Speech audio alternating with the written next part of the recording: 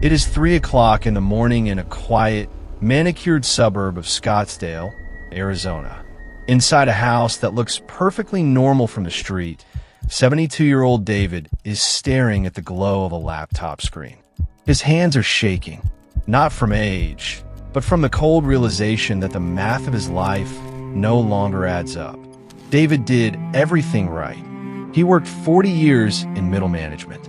He maxed out his 401k. He paid off his mortgage. He was told that if he reached retirement with $1 million, he would be safe. But it is 2026, and tonight, David realized he has less than 24 months of liquidity left before he hits zero. The terrifying part is this. David is wealthier than most Americans his age. He is not alone. He is part of a silent financial collapse spreading quietly across the United States. A collapse that is claiming the very people who played by the rules for half a century. For decades, the American retirement dream was built on a simple, three-legged stool: Social Security, a company pension, and personal savings. But as we sit here in 2026, that stool hasn't just wobbled. It has been fed into a wood chipper. The pensions are gone, replaced by volatile 401k plans that were never designed to be a primary income source. Social Security cost of living adjustments are being devoured by the real-world price of eggs, electricity, and health insurance. And those personal savings? They are being incinerated by an economy where $1 million now buys what $400,000 bought just a generation ago. We are witnessing the first generation of Americans who are retiring into a purchasing power vacuum. Consider the data shock of our current reality. In 1996, the average cost of comfortable retirement was estimated at roughly $800,000. By 2026, that number has spiraled past 2.5 million in most major metropolitan areas. While the stock market might show green on the screen, the cost of staying alive is growing faster than the compounding interest on a retirement account. This is the retirement paradox. You have more money than your parents ever dreamed of, yet you are closer to the edge of poverty than they ever were. The numbers are getting bigger, but the life those numbers support is getting smaller, tighter, and more desperate. Meet Linda. She lives in a modest condo in Ohio. 3 years ago, she retired from a career in nursing. She had $600,000 in her Vanguard account. She thought she was set, but in 2026, her property taxes jumped 40%. Her supplemental health insurance premium doubled. Then, the quiet inflation hit. It wasn't just the gas station or the grocery store. It was the service inflation. The plumber who used to charge $80 an hour now charges $200. The car repair that was $500 is now $1,500. Linda realized that her fixed income was being attacked by 1,000 small cuts. Last month, for the first time in 30 years, Linda applied for a part-time job at a local craft store. She isn't working for fun or to stay active. She is working because her 401k is bleeding out. The systemic betrayal goes deeper. The financial industry spent 40 years selling us the 4% rule. The idea was simple. If you withdraw 4% of your portfolio every year, your money will last forever. But that rule was born in a world of low inflation and predictable costs. In 2026, the 4% rule is a suicide pact.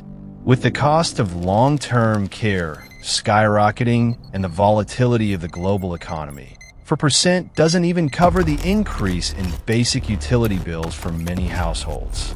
Retirees are being forced to choose between sequence of returns risk and the risk of literally starving in their 80s. If the market dips in the first 5 years of your retirement, you are statistically doomed. And in the fragile geopolitical landscape of 2026, those dips are becoming more frequent and more violent. We have entered the era of the unretirement. Walk into any Home Depot or Walmart in 2026 and look at the faces of the people wearing the vests. They aren't teenagers looking for pocket money. They are 70-year-olds with degrees and decades of professional experience. They are there because the safe withdrawal rate turned out to be a lie.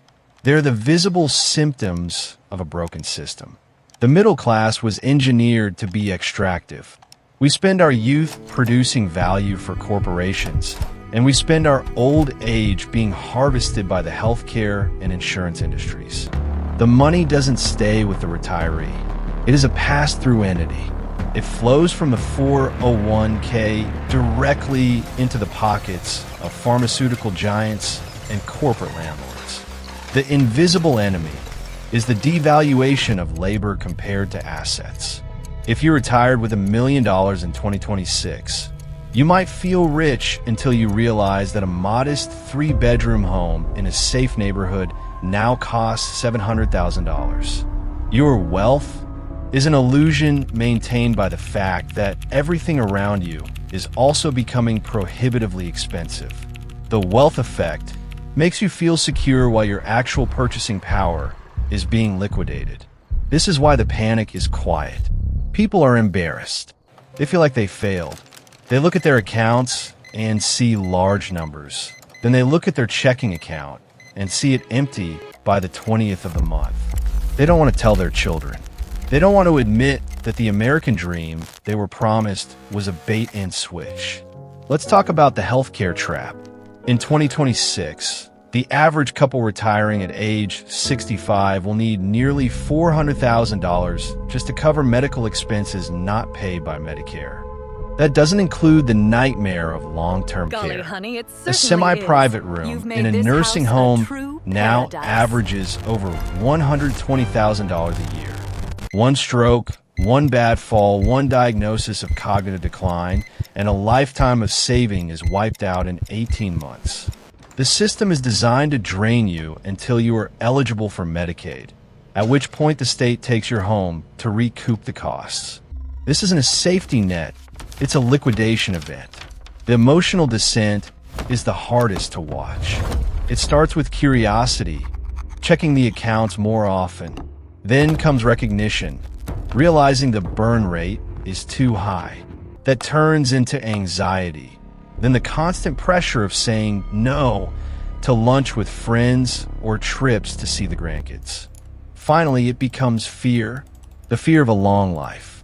In 1950, the greatest fear was dying young. In 2026, for the American retiree, the greatest fear is living too long. Living long enough to see the balance hit zero. Living long enough to become a burden.